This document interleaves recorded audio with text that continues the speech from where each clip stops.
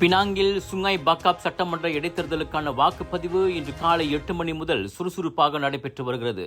இன்று காலை 11 மணி வரை 24 விழுக்காடு வாக்குகள் பதிவாகியுள்ளதாக தேர்தல் ஆணைக்குழு தகவல் வெளியிட்டுள்ளது. இன்று காலை 8 மணிக்கு 9 வாக்களிப்பு மையங்களில் உள்ள 65 வாக்குச்சாவடிகளில் வாக்களிப்பு தொடங்கியது.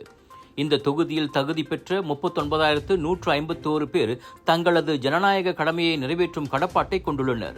மாலை 6 மணி அளவில் வாக்குச்சாவடிகள் மூடப்படும். மேலும் மாலையில் மழை வரக்கூடும் என்பதால் சிரமத்தை தவிர்ப்பதற்கு விரைவில் வாக்குச்சாவடிக்கு சென்று வாக்களிக்கும்படி வாக்காளர்களுக்கு தேர்தல் ஆணையம் கேட்டுக்கொண்டது. இன்றிரவு 7 மணிக்கு மேல் ஜாவி டேவான் சிறுபகுண மண்டபத்தில் வாக்குகள் எண்ணப்படும்.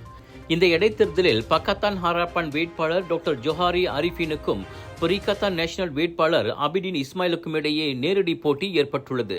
சுங்காய் பாக்காப் சட்டமன்ற உறுப்பினராக இருந்த நோர் ஜம்ரி கடந்த மே மாதம் 24ஆம் தேதி உடல் நலக் குறைவினால் மரணமடைந்ததை தொடர்ந்து இந்த இடைத்தேர்தல் நடைபெறுகிறது.